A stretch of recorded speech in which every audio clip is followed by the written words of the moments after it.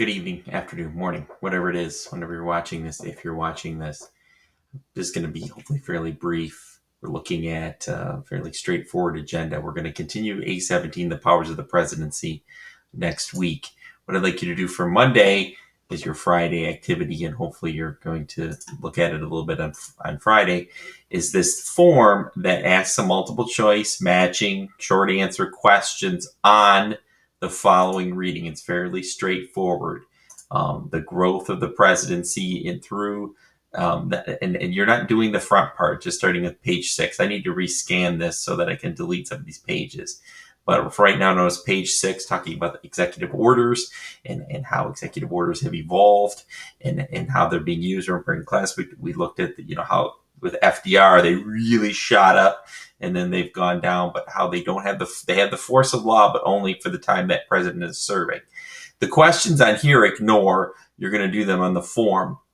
Impeachment is the other. If you ask, how does a president get impeached? What does that mean?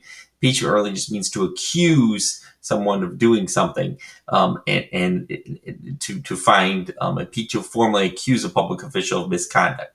The conviction comes from the Senate. The conviction actually comes from the Senate. So you're going to read this PDF, have this PDF open like I do on my screen right now. Then you're going to come over here and answer these questions, these guided reading, multiple choice matching questions from the passages. They're broken up into the executive orders, history of executive orders, and their impact, and then impeachment. So this is for Monday. And you can take this as many times as you need to. You can take this as many times as you need to get the full credit.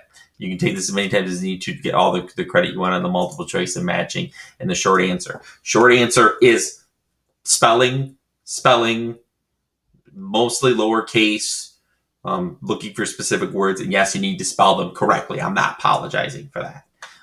So that's what you need to do there. Don't forget too that the vice presidency notes, you need to share those with me.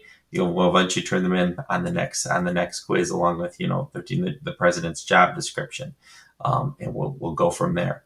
So this is a pretty straightforward agenda for the day. If you haven't done the other stuff, you need to turn that in. Most of you got the create a law assignment done. There's a few of you that haven't, but otherwise, that's what we're doing. So all right, and I think I'm all set. This is a fairly short one, short and sweet.